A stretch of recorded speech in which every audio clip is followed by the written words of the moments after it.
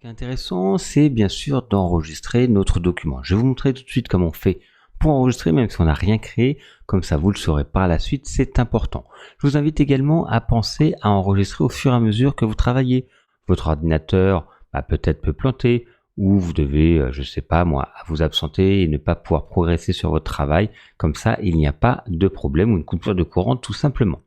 Pour enregistrer un fichier, donc que ce soit une composition, du retouche ou autre, il faudra aller dans Fichier, Enregistrer sous.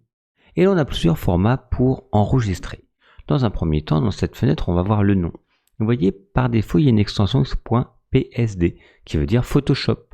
Allez, je vais nommer par exemple test.photoshop. L'extension se met automatiquement en choisissant le format. Ici, vous avez le choix entre plusieurs formats. Le premier format qu'il faut absolument enregistrer dans tous les cas, c'est le format Photoshop qui va nous permettre de récupérer le fichier source, de le retoucher, de faire des améliorations et autres. Donc, il faut bien vérifier ces .psd. Ici, vous choisissez l'emplacement. Alors, bien sûr, moi, je suis sur l'interface Mac. Si vous êtes sur un PC, ça risque d'être un peu différent. Vous choisissez l'emplacement, vous donnez le nom et vous faites enregistrer. Allez, d'ailleurs, je vais le mettre sur le bureau. Enregistrer. Ici, donc, moi, il me demande juste un accès, je fais autoriser. Et ici, maximiser la compatibilité, je fais OK. Donc là, j'ai enregistré en format Photoshop.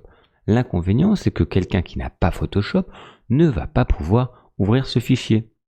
Également, si vous avez fait un visuel pour les réseaux sociaux, vous voulez le poster sur les réseaux sociaux, ce n'est pas possible également. Donc on va voir tout ça, on va pouvoir l'enregistrer sous un autre format.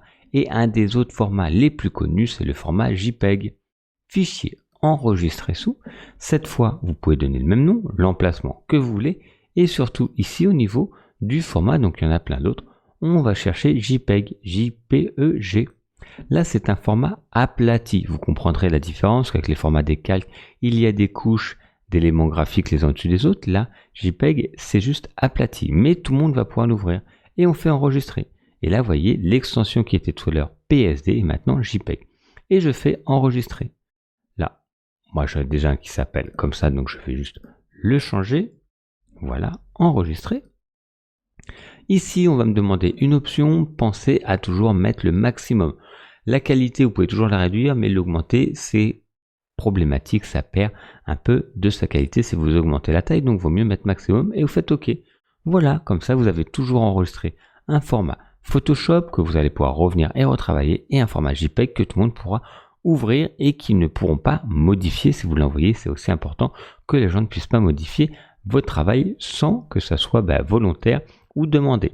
Voilà pour l'enregistrement simple. On va venir plus en détail sur d'autres éléments pour l'enregistrement, mais déjà comme ça, vous savez et vous ne serez pas perdu quand vous voudrez enregistrer par la suite.